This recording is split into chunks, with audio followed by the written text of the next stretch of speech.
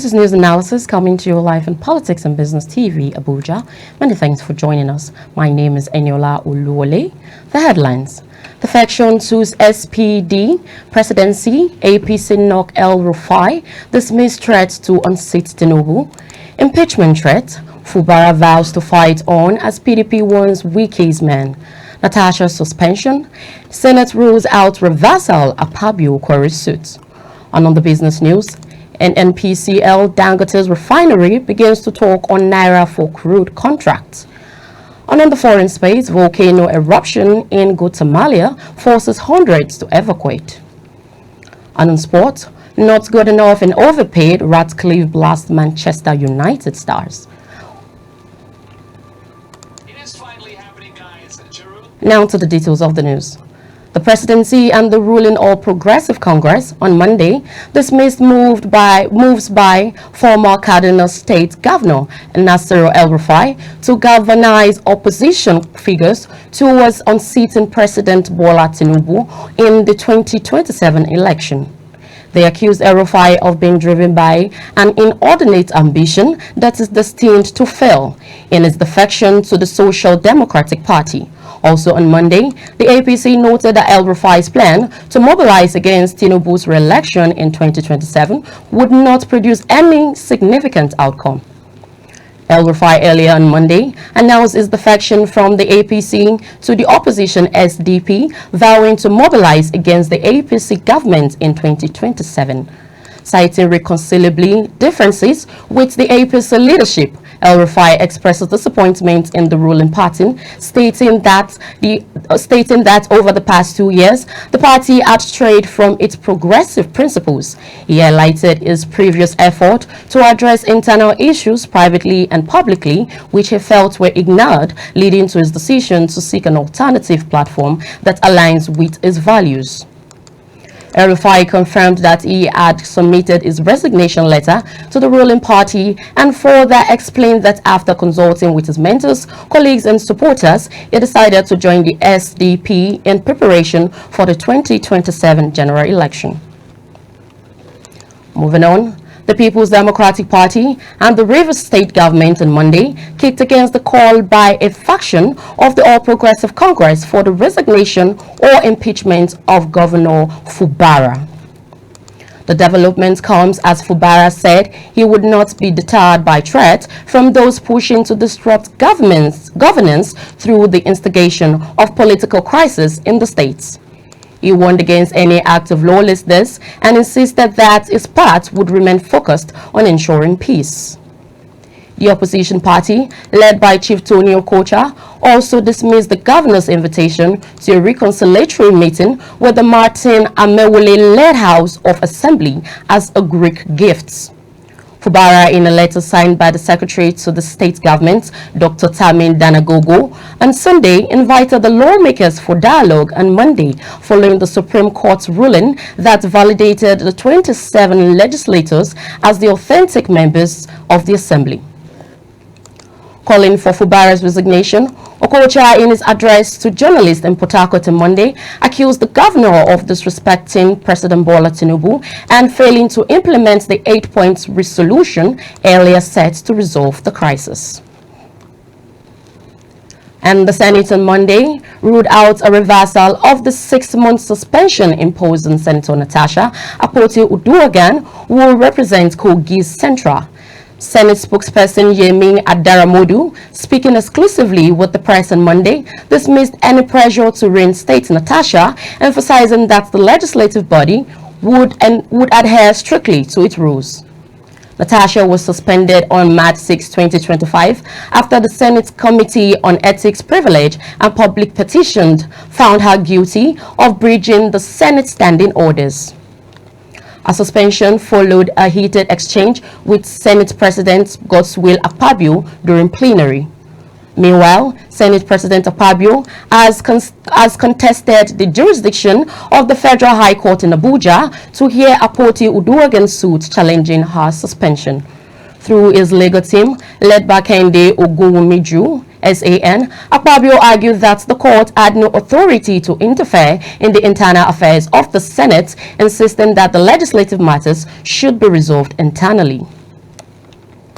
You're still watching news analysis on Politics and Business TV. We'll go on a short break, and when we'll come back, we'll give you more reports. Stay with us.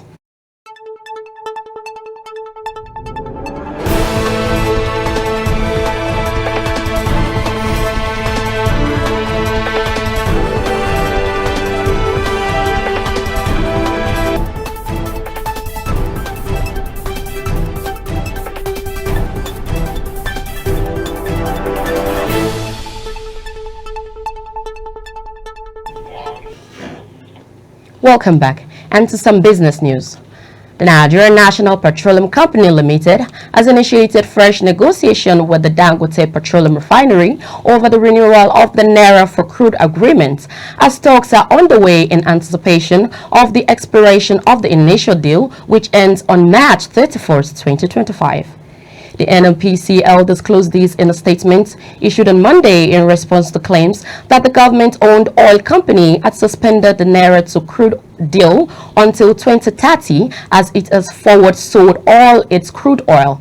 The NNPCL Chief Corporate Communication Officer Olufemi Soneye in the statement on Monday explained that the initial deal was for 6 months, confirming the exclusive report last year, adding that discussions for the renewal of the agreement are currently ongoing with the aim of establishing a new contract.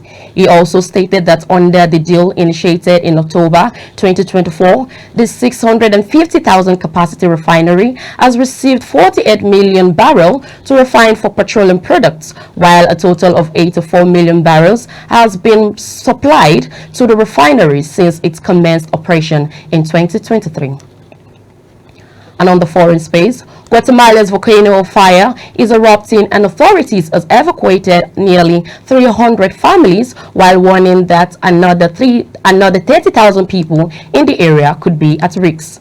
The eruption started overnight. There is no immediate report of casualties. The 12,300-foot high volcano is one of the most active in Central America. It last erupted in June 2023.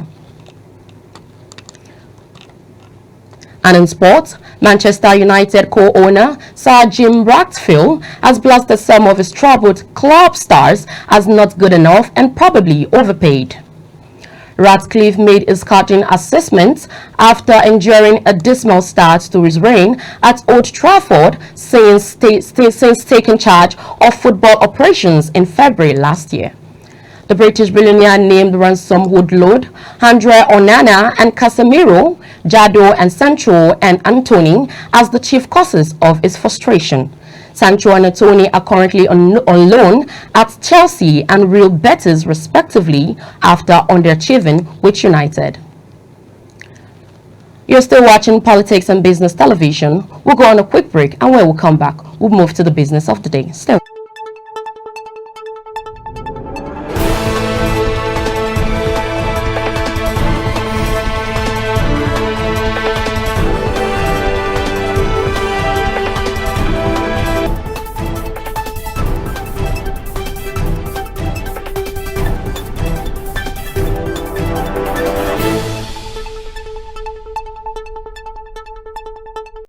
Wait. Over 7 million businesses shut down in 2 years amid economic crisis. Nigeria's worsening economic crisis has forced the closure of approximately 7.2 million businesses between 2023 and 2024, raising concerns over the country's financial stability, a new report has revealed. It has been reported that the report was released by the Nigerian Economy Research Group during the launch of the 2025 Private Sector Outlook.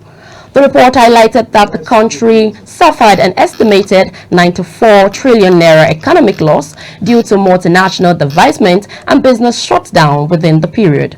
Speaking at the event, NESG's chief economist and director of research, Dr. Segun Omisakin, attributed the mass closure to unfavorable economic conditions. He noted that about 30% of Nigerians' 24 million micro, small and medium enterprises has ceased operations within the past year. The development comes amid rising inflation, surging fuel and transportation costs, and an overall increase in the cost of doing business, making it very difficult for enterprises to survive. Stakeholders have called on the government to introduce urgent policy measures to stabilize the economy, revive struggling businesses, and restore investors' confidence. The NESG report further stressed the need for improved economic policies, investment incentives, and infrastructural development to boost the private sector. Joining us this afternoon to discuss this very sensitive topic of the economy, we have in the studio with us Mr. Yushua Aliyu, an in-house economist. Good afternoon, sir.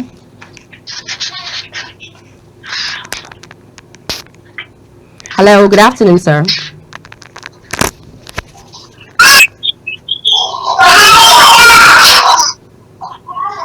Hello, sir.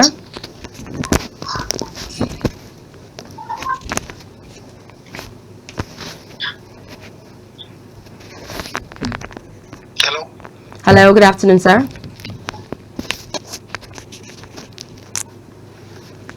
Good afternoon. Yes, sir. It's a really good pleasure to have you in the studio with us this afternoon, and we'll be discussing about this particular economic crisis. Over 7 million businesses have shut down in 2 years amid this economic crisis. Are you with me, sir?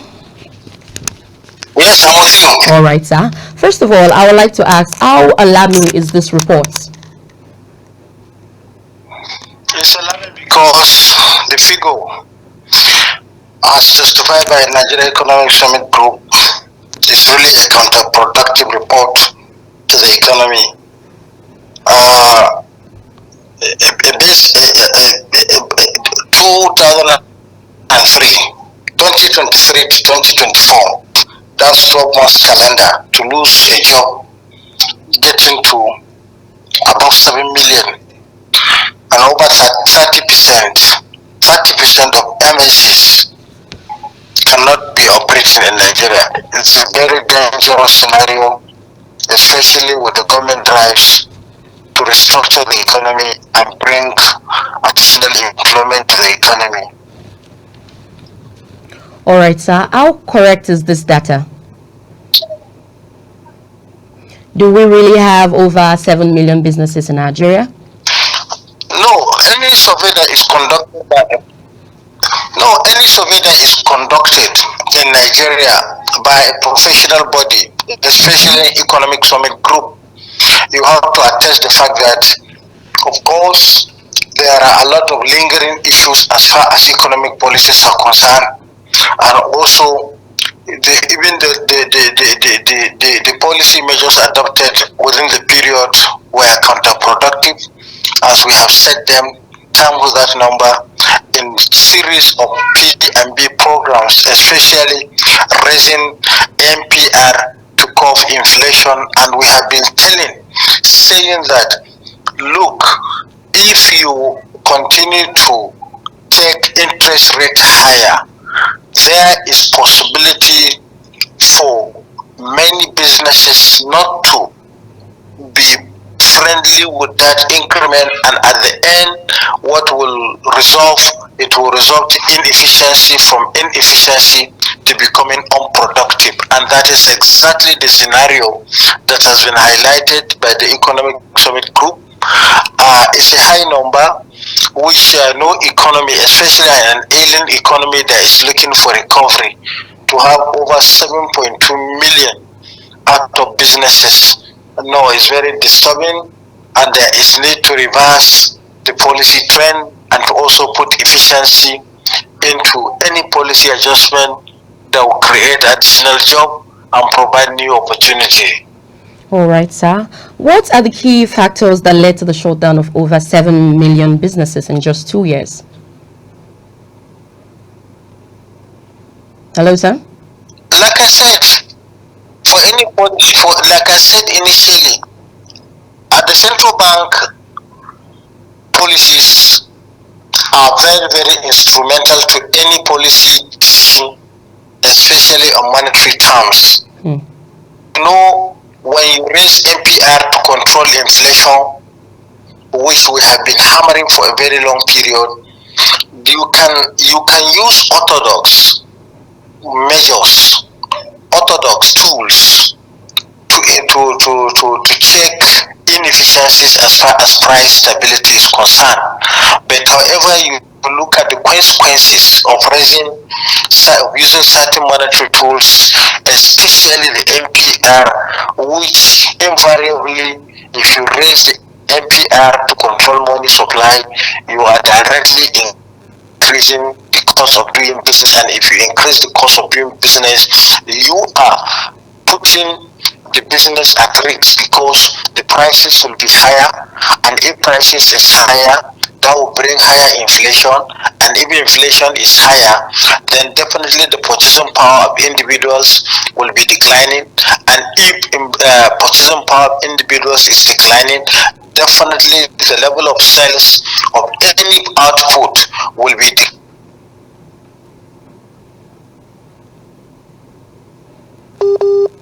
that goods over 2.3 trillion were not sold over that period. So if you are recording that volume of cash, which is very, very unproductive, then definitely the end result will be closing of businesses. After closing of businesses, you have high number of people that has to do without their jobs, and that is exactly the scenario that has been expatiated by the Economic Summit Group in their report. And it is easy to identify all these things. Check micro, medium, and small businesses around you. Check them. Check their viability. Check their operational costs. Check the consumption pattern of people.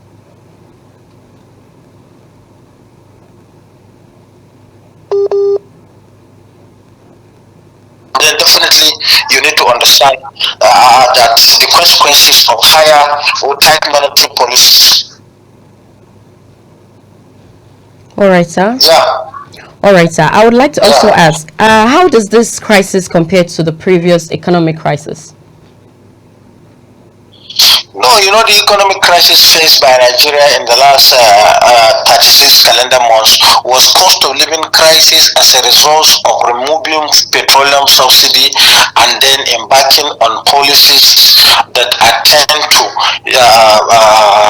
boost domestic production, which at the end, the higher prices of petroleum product, the multiplier effect of that one affected all cost of living and bringing about cost inefficiencies in different sectors of the economy.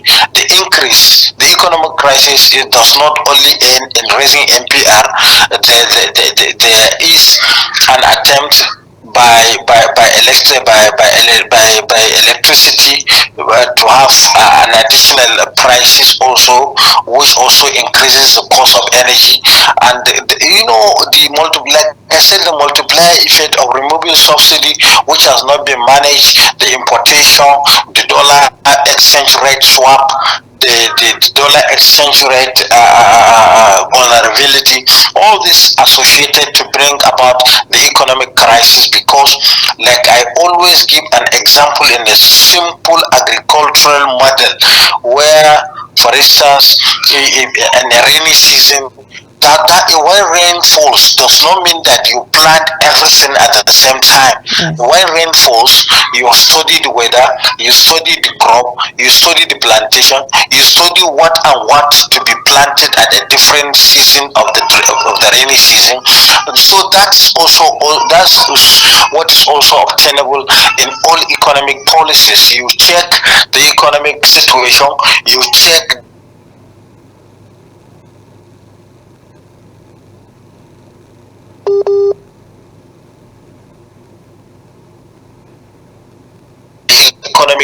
economy forward.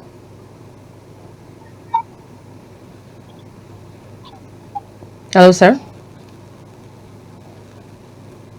Are you with me, sir?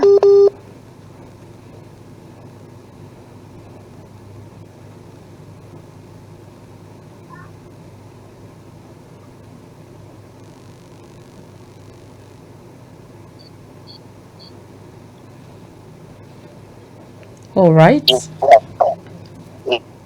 Yeah. Are you with us, sir? Hello, sir. Yeah. All right. Moving back to the justification of the data that we have before us, does this mean that the current government? Hello, sir. Yeah, I'm with you. All right, sir. I said, moving back to the justification of the data, if our data that we have before us is correct, does this mean that the current government economic Yes, reforms I are made not my working? submission.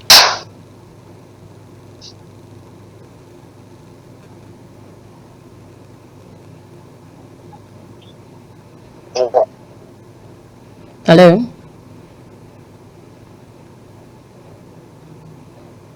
Hello?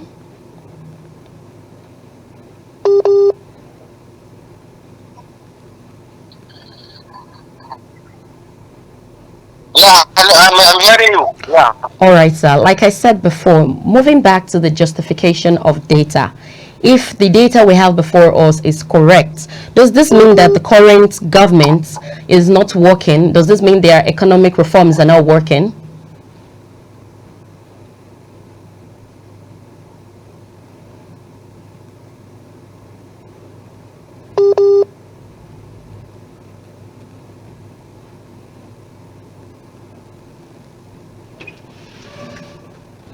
Okay, we are having some network issues, and you've heard it all from Yushua Aliyu, an in-house economist. He has been able to dissect and discuss with us. He has been able to dissect and discuss with us the issues of this economic crisis. And you're still watching Politics and Business Television, Abuja. Do not touch that dial. Bye for now.